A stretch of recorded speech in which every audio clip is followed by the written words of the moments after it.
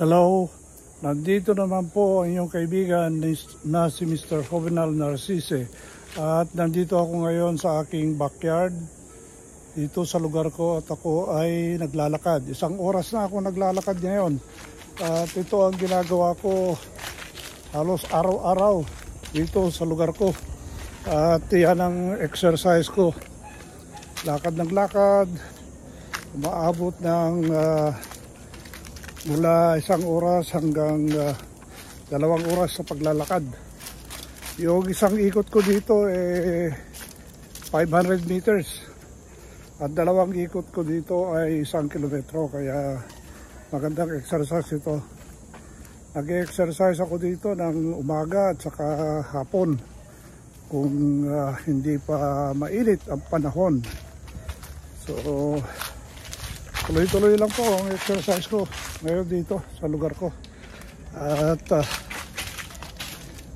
ayan, puro mangga ang aking palibot sa aking backyard.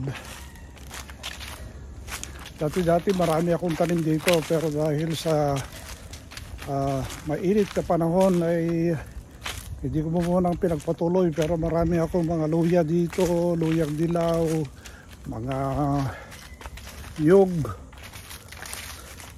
at iba pang mga fruit bearing trees kagaya ng santol, mangga, papaya at iba't iba pa mga meron pa akong rambutan dito.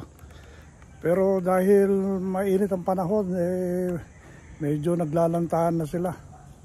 So dito lang po ako tumatakbo, nag-exercise dito sa aking lugar. Makikita nyo itong maliliit na yan, mga nyog, tinanim ko mga yan. Yan so ayun, magandang exercise to para sa mga senior citizens na kagaya ko. Lakad lang. Gamit ko ang aking mga denims.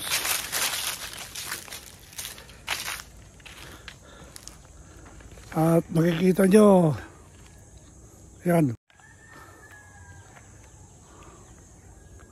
makikita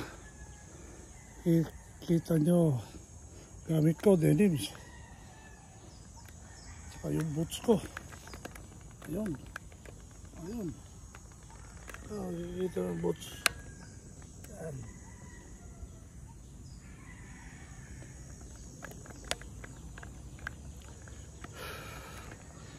So, yan ang natin, exercise natin araw-araw, lakad. Kuminsan pag sinisipag ako, tumatakbo ako.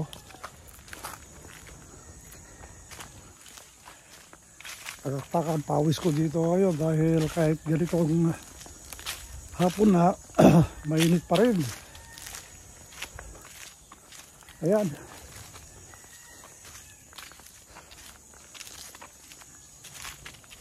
Nyog. Meron din akong mga saging dito. Yan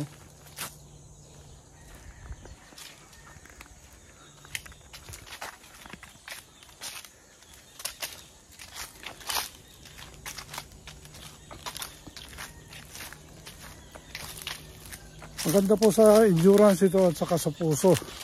Ang maganda rito pinapawisan ako araw-araw dahil ito ang paglalakad, magandang exercise at syempre nabibuild up ulit yung endurance ko dahil matagal ako nagpahinga sa pagtatakbo dahil medyo masakit na yung tuhod, minsan tinatamad pero pinipilit na lang.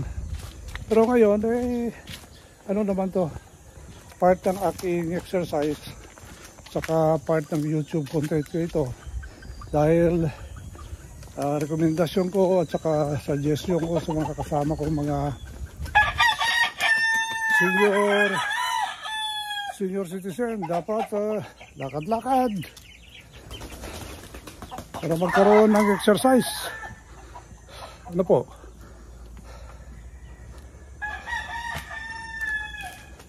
Kibali 2 loops itong lugar ko.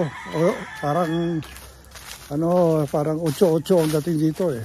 So, ayan. Nandito lang ako sa likod ng aking bahay. At siyempre sa harap, iba rin loop yun. 500 meters din. Kaya halos hindi pala, mga 300 meters. Okay. So, ayan. Halos 1 oras at 10 minuto na ako naglalakad. Kaya patapos na rin ako dito sa aking paglalakad. At magandang exercise ito. Kung magawa natin, tayo mga senior citizen na maglakad araw-araw, ay magandang exercise ito. So, meron din akong mga pala dito, kalamansi, meron din akong mga avocado. Kaya hindi ako nawawala ng avocado dito every year. So, yung kalamansi, tuloy-tuloy lang naman ang bunga ng mga kalamansi dito. So, meron akong panghalo sa aking mga bagong, pangtimpla sa aking nilulutong sinigang. Kaya, ayan, simple lang ang buhay dito sa probinsya. Fresh air, pawis-pawis, fresh fruits, fresh vegetables, at saka simple lang na pamumuhay. Marami akong nasasave dito habang nandito ako sa probinsya. So, kung nagustuhan nyo ditong YouTube content ko ngayong araw na ito, sana mag-comment kayo at mag-like kayo at saka mag-click kayo ng notification bell para malaman nyo yung mga latest video ko. At syempre, kung bago kayo dito sa YouTube channel na ito, mag-subscribe kayo para malaman ninyo itong ginagawa ko dito sa aking YouTube channel. So, yun lang po aking kwento ngayong araw na ito. Sana mag-exercise din kayo araw-araw, kahit lakad-lakad lang. Kung nandyan kayo sa syudad, pwede kayong pumunta sa mga shopping mall. Maglakad-lakad kayo doon sa shopping mall mula sa underground floor hanggang sa pinakamataas, and then balik uli. Pagkatapos mag-relax kayo, magkape-kape kayo at mag-merienda pag kayo pagod na at gusto niya kumain. So, yun lang muna ang aking kwento ngayong araw na ito. Salamat sa inyong pagpapanood sa aking YouTube channel at sana ay ligtas kayo at sana ay healthy kayo, mabuti ang inyong kalagayan, at sana magdasal tayo palagi sa ating mahal na Diyos para tayo mabigyan pa ng buhay. At syempre, wala masyadong stress at wala masyadong problema para tuloy-tuloy ang ating pag-enjoy natin dito sa mundo natin. Salamat po at magandang hapon po sa inyong lahat. Bye-bye!